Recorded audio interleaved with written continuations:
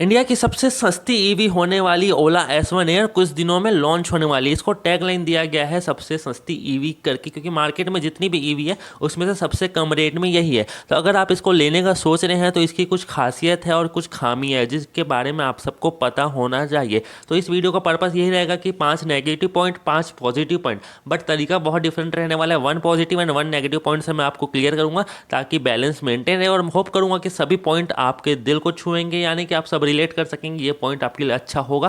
Practically use में हम बात करेंगे। तो बिना किसी देरी के वीडियो को शुरू करते हैं। और एक चीज़ बता देता हूँ, ओला S1 एयर आपको 10 जुलाई से लॉन्च होते दिख जाएगी। प्री बुकिंग अभी चालू है, आप रिजर्व करके रख सकते हैं। शुरू करते हो। सबसे पहला पॉजिटिव पॉइंट है इसका low budget.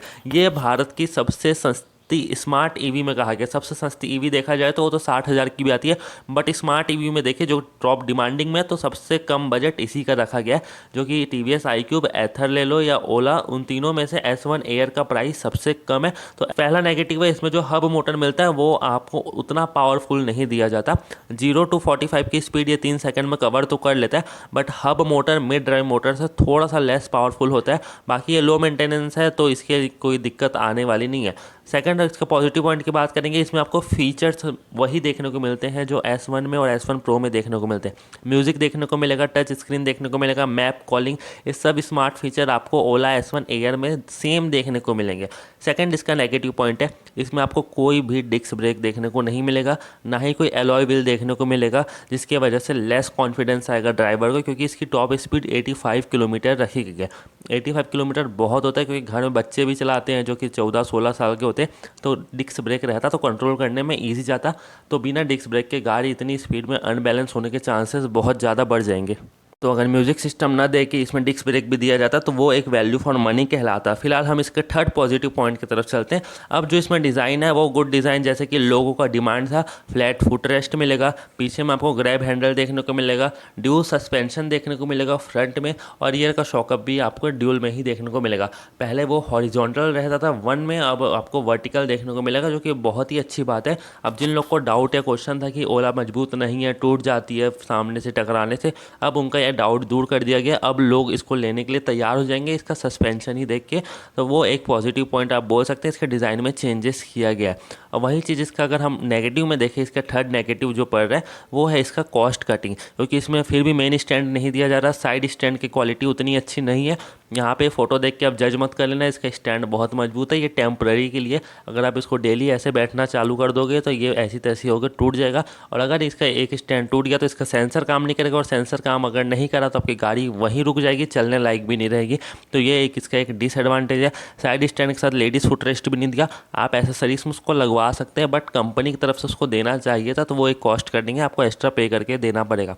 Third panel body. Third panel body क्या होता है? ओला हमारी 3 बॉडी पैनल से जुड़ी है, फ्रंट का, फिर मिड का, फिर पीछे वाला। तीनों में से अगर कोई भी डैमेज होता है, थोड़ा सा भी क्रैक आता है, तो आपको पूरा ही पैनल चेंज करवाना पड़ेगा जब आपका इंश्योरेंस ख़त्म हो जाएगा। और अगर आप 1 से 2 बार क्लेम कर लियो हो जीरो डेप्थ इंश्योरेंस, तो आपको पैसा देना ही पड़ेगा। स्कूटी में क्या रहता है कि थोड़ा सा डेंट आ जाता है तो वही पार्ट रिप्लेस हो जाते हैं आगे से कुछ, बट ओला में ऐसा नहीं है। अगर आपका कुछ भी क्रैक आता है, क्योंकि फाइबर बॉडी है, तो आपका पूरा पैनल ही रिप्लेस होगा। पूरा पैनल आपका ज़्यादा महंगा नहीं पड़ेगा। अगर आप ऑल ओवर बॉडी का भी करवाओगे तो आपका 11,000 का नया सेट आता है। तो थोड़ा सा पैनल भी आप एक साइड का करवाते हो तो 2 या 4 या 5,000 ऐसा कुछ समथिंग पड़ेगा। तो ये कॉस्टली पड़ जाएगा धीरे धीरे बाद में, देखते देखते जब आपका इंश्योरेंस खत्म हो जाएगा। चलते हैं इसके फोर्थ पॉजिटिव पॉइंट की तरफ। उससे पहले वीडियो को आप यहाँ तक देख ही लिए तो लाइक और सब्सक्राइब करने में कंजूसी मत करना, तुरंत लाइक कर दो, सब्सक्राइब कर दो, क्योंकि बिल्कुल फ्री है और बहुत ही अच्छे अच्छे अपडेट आने वाले ओला से रिगार्डिंग। तो जल्दी से सब्सक्राइब करके रखे रहो चैनल को। तो जो इसका फोर्थ पॉजिटिव पॉइंट है, ये इसका थर्ड फेसलिफ्ट मॉडल है।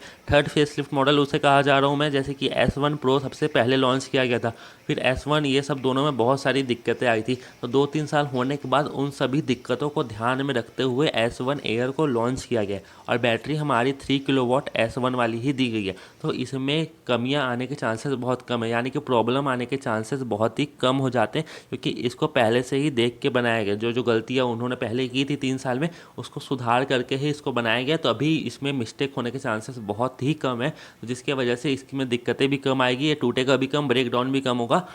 अब इसके फोर्थ नेगेटिव पॉइंट की तरफ हम बात करें, इसका जो UI है, स्क्रीन कह लो, वो हैंग हो गई, क्योंकि सेम स्क्रीन आपका S1 और S1 Pro में ही दिया जाता था। भले ही आपको OTA अपडेट मिलेगा, वो पॉजिटिव में काउंट कर लीजिएगा। साथ ही में ये आपका हैंगिंग इशू होगा। हैंगिंग इशू ऐसा होता है कि आपका बटन भी काम नहीं करता कभी कभी, और आपकी गाड़ी चालू होने में दिक्कत रहती है, क्योंकि इसमें कोई भी की सिस्टम नहीं है। चाबी वाला सिस्टम होता तो स्क्रीन ऐसी तैसी कराए, हैंग हो जाए, आप गाड़ी चला सकते हो। बट जब तक इसका स्क्रीन और टच रिस्पॉन्स नहीं करेगा, आपकी गाड़ी लॉक रहेगी या इधर से उधर मूव तक नहीं करेगी। तो सबसे बड़ा डिसएडवांटेज मुझे अभी भी यही लग रहा है। इलेक्ट्रॉनिक चीज़ है, कोई भरोसा ज़्यादा देर तक कर नहीं सकते, चाहे मोबाइल हो या स्कूटी हो, इसलिए इसका डिसएडवांटेज आपको UI स्क्रीन में हैंगिंग इशू तो करना ही पड़ेगा। फिफ्थ, इसका जो पॉजिटिव पॉइंट आता है, इसका जो नेटवर्क है वो बहुत ही इंडिया में हर जगह फैल गया। तो ओला अब छा गया है, तो इसमें नेटवर्क का कोई भी इशू नहीं है। अगर आपको कुछ भी लेने में दिक्कत हो तो आपको तुरंत इजीली अवेलेबल हो जाएगा। एक्सपीरियंस सेंटर में जाके आप टेस्ट ड्राइव कर सकते हो, तो अब कोई भी दिक्कत नहीं है, आप आँख बंद करके इसको ले सकते हो। कोई भी फ्रॉड नहीं है, ऑनलाइन डिलीवरी नहीं है। जो आप ले लो फिर आपको दिक्कत जाए, आप इसको सर्विस कराने भी जा सकते हो, क्योंकि नेटवर्क अब इसका बहुत बड़ा है और हर स्टेट में बहुत सारे एक्सपीरियंस सेंटर खोले जा रहे हैं। फास्ट चार्जिंग भी खोली जाएगी। आने वाले 1-2 साल के अंदर इसमें फास्ट चार्जर अगर खुल जाता है, हाइपर चार्जिंग स्टेशन, तो आप अपनी EV को कहीं दूर दूर ले जाके चार्ज भी कर सकते हो, अगर वहाँ पे खुला रहेगा। तो ये इसका पॉजिटिव पॉइंट है।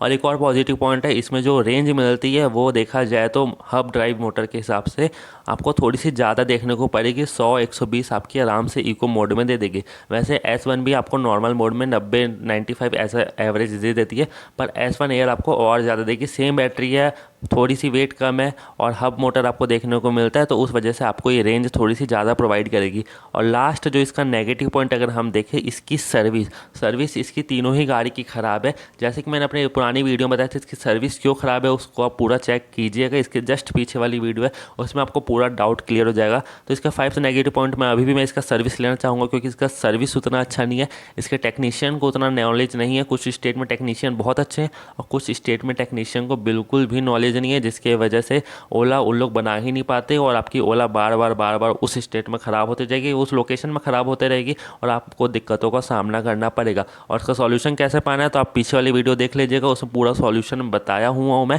तो होप करता हूँ ये वीडियो आपको अच्छा लगा होगा। और कोई भी आपको नेगेटिव या पॉजिटिव पॉइंट लग रहा है S1 एयर के लिए जो मैं छोड़ दिया हूँ, तो आप नीचे कमेंट कर देना। मिलते हैं आपको फिर किसी वीडियो में, तब तक के लिए लाइक करना, शेयर करना, सब्सक्राइब करना। Thanks for watching.